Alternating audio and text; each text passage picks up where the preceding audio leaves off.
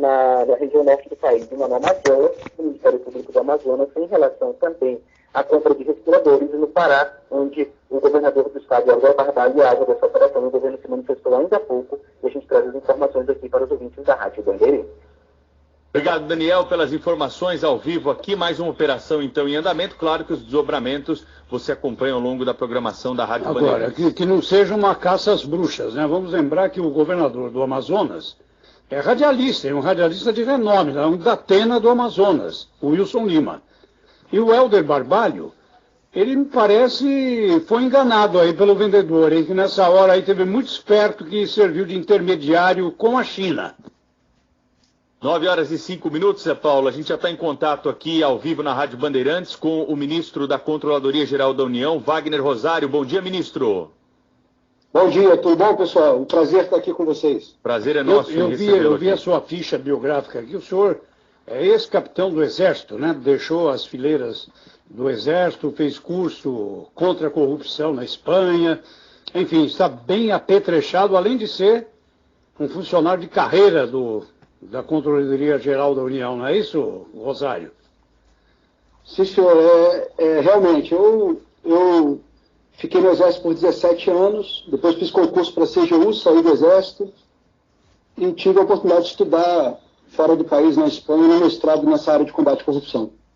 Essa questão do auxílio emergencial tem chamado muito a atenção, né, das pessoas e provocado até uma certa revolta, se o termo não for esse é muito próximo, né? Porque a gente tem acompanhado informações, né? E vimos até em reportagem aqui no Jornal da Band, de pessoas de classe média alta, admitindo, né, sem vergonha nenhuma, para a reportagem, que solicitaram o benefício, porque acreditam aí que tiveram alguma perda de renda e, de alguma forma, conseguiram se cadastrar para receber a ajuda dos R$600, que é destinada aos mais vulneráveis e também aos informais e autônomos que perderam renda por causa da pandemia. Ontem, na reunião ministerial, né, o senhor tocou nesse assunto, tem um levantamento aí da Controladoria Geral da União, queria que o senhor compartilhasse aqui conosco e com os ouvintes da Rádio Bandeirantes e dissesse o que vai ser feito com essas pessoas.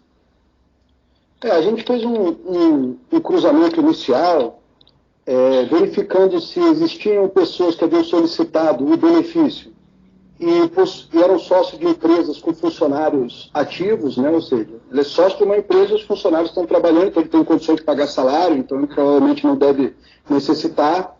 Pessoas que fizeram doações de campanha acima de 10 mil na última eleição, pessoas que têm veículos acima de 60 mil reais, pessoas que possuem embarcações, jet ski, lanchas, e também pessoas que têm domicílio no exterior.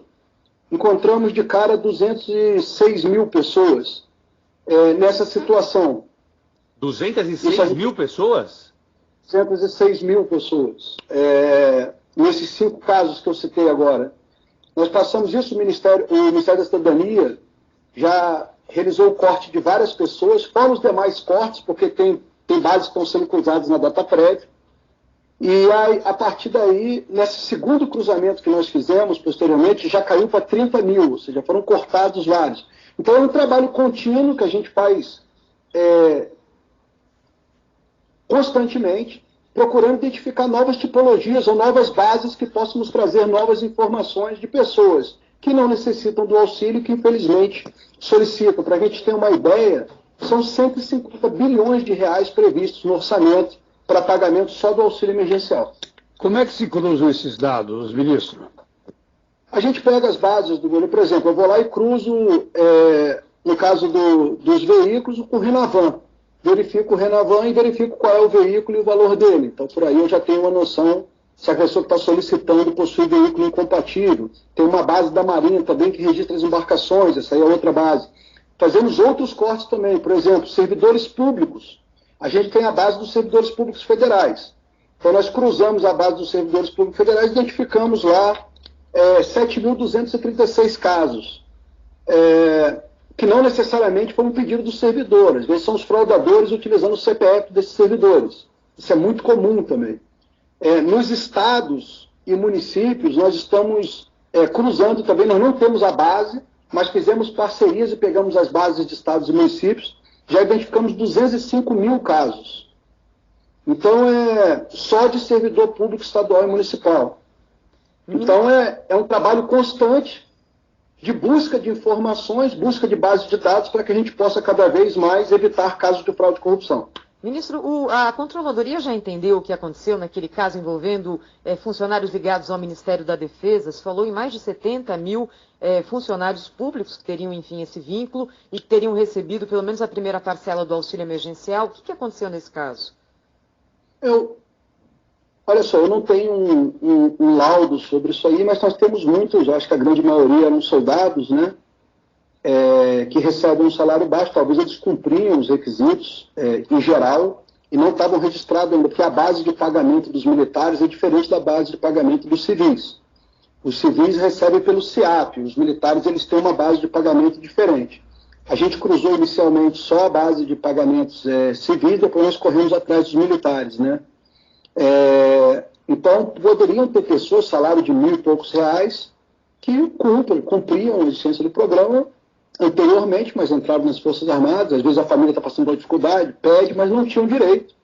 Nas Forças Armadas é mais fácil, porque muitos já estão devolvendo voluntariamente. Existem normas disciplinares que fazem com que as pessoas devolvam os recursos o mais rapidamente possível. Muitos alegaram não conhecimento, mas eu não tenho um laudo final de qual foi o motivo. Eu acredito que o motivo tenha sido esse.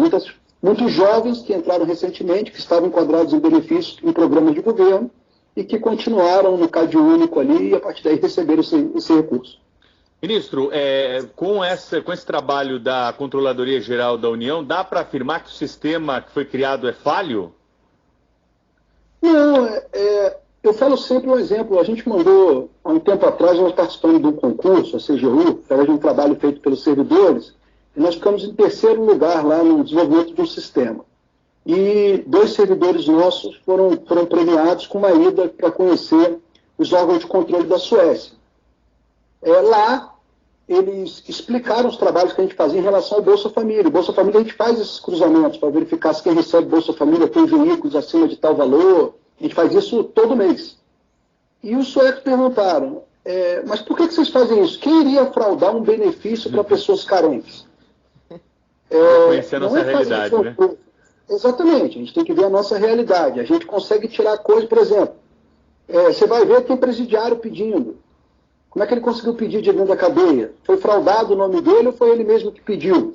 Tem coisas do arco da velha que só a experiência vai nos trazendo as informações, e eu acho que a melhora disso aí não passa por melhoria de controle todo o tempo, passa por uma melhoria ou por um crescimento, um incremento da educação do país, de uma consciência democrática cidadã, que isso vem com o tempo e eu espero que a gente atinja esse nível o mais rápido possível. Agora, ministro, fico pensando aqui a trabalheira que vai ser para fazer com que esse dinheiro seja devolvido por quem recebeu indevidamente, né? Suspender o pagamento é mais fácil. Como é que se vai atrás desse dinheiro que não deveria ter chegado ao bolso dessas pessoas? Quando for casos que a pessoa realmente não tomou conhecimento, às vezes passou pelo crime, essas pessoas eu imagino que de boa fé vão devolver. Tem umas que não vão ter condições e tem outros que são fraudadores. Esses são os grandes problemas. Os fraudadores vai ser muito difícil de recuperar.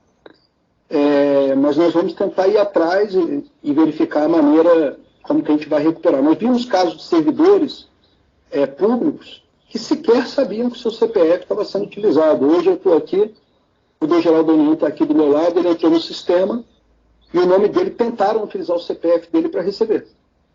Então, tem malandro nessa terra, né? Muito malandro. O senhor fez um curso em anticorrupção em Salamanca, né? Isso ajuda muito aí no seu trabalho, porque os espanhóis têm fama aí de saber fazer cruzamentos. Haja vista que os jogadores de futebol aí, milionários, andaram sendo apanhados pelo fisco espanhol, né, ministro? Eles têm um fisco lá bastante ativo, né? Eu vou falar que a experiência que eu tive do combate real da corrupção eu aprendi no Brasil. Lá eu fui aprender mais teoria. O trabalho que eu fazia aqui, eu acho que lá tem algumas diferenças em relação ao Brasil, o tipo de corrupção. Você vê, às vezes, algumas obras que não têm muita finalidade, mas elas são entregues dentro do prazo, com uma qualidade muito boa. Aqui a gente, além de ter obras que às vezes não cumprem os objetivos que se destinam, ou não são as obras mais prioritárias, você ainda tem a não entrega, o superfaturamento. Então, são características um pouco diferentes, mas com certeza lá eu tive a oportunidade de aprender muita coisa. Ministro, na prática, a pessoa está ouvindo aqui, enfim, vai que ela recebeu indevidamente e quer devolver. Como é que devolve? Deposita onde esse dinheiro? Qual é o processo? Lá no site do Ministério da Cidadania já tem lá um link para quem quer devolver o dinheiro. Eu peço que entre no site lá do gov.br, não lembro qual é de qual agora, me desculpa, mas eu vou tentar colocar na página da CGU para quem puder entrar, o link de devolução, onde já tem todo um tutorial de como que a pessoa faz para restituir esses recursos aos cofres públicos. Ministro Wagner Rosário, da Controladoria Geral da União, queria perguntar para o senhor também sobre a questão da divulgação de dados do coronavírus, né, pelo Ministério da Saúde. De alguma forma a Controladoria foi acionada aí pelo governo federal para, de alguma forma, emitir um parecer sobre essa polêmica da divulgação dos dados? Não, a gente não tinha sido acionado, né? Eu acho que o fato aconteceu na sexta-feira à noite, né? Na última sexta-feira à noite. Eu tive a oportunidade de conversar com o ministro Pazuello. O ministro me explicou que, na verdade, eles estavam migrando para um novo modelo de formação, que foi um trabalho árduo todo fim de semana. Até conversamos de uma melhoria de prática para as próximas medidas que necessitassem, para qualquer dado do governo, né? Isso faz a gente aprender, a gente avisar antes a sociedade, deixar claro que o sistema vai ficar instável, que vão faltar informações durante 1 ou 2 dias, para justamente amenizar. Hoje, o sistema, eu vi que domingo, eu fiquei acompanhando, domingo já estava, o sistema não estava funcionando por um problema de operação mesmo da ferramenta, mas as fotos da ferramenta com os dados já estavam colocados no site do Ministério. Não estavam ainda no local de fácil acesso, eu até pedi para a minha área de comunicação social, conversei com o ministro para ajudar lá, para a gente divulgar isso, porque a informação tem que ser transparente, íntegra, tem que estar de fácil acesso. E aí, ontem mesmo, de novo, conversei com o ministro, ele falou, não, Wagner, nós erramos realmente nisso aí, é uma coisa que acontece, mas o que importa é que o governo jamais quis esconder nenhum dado. Os dados já estão lá colocados, até mais explicados, que vão trazer mais uma visão da realidade, de uma forma mais interativa. Então o governo reafirma o compromisso com a transparência, e esse equívoco que nós cometemos no fim de semana de não dar publicidade ao que estava acontecendo, a uma mexida no sistema, isso não vai se repetir mais. Ministro Wagner Rosário, da Controladoria Geral da União, conversou conosco ao vivo aqui no Jornal Gente da Rádio Bandeirantes. Obrigado pela entrevista, bom trabalho para o senhor, até uma próxima, ministro. Eu agradeço muito aí pela oportunidade, estamos sempre à disposição aqui, agradeço muito a Band pela oportunidade de mostrar o trabalho da Controladoria. Rede Bandeirantes de Rádio.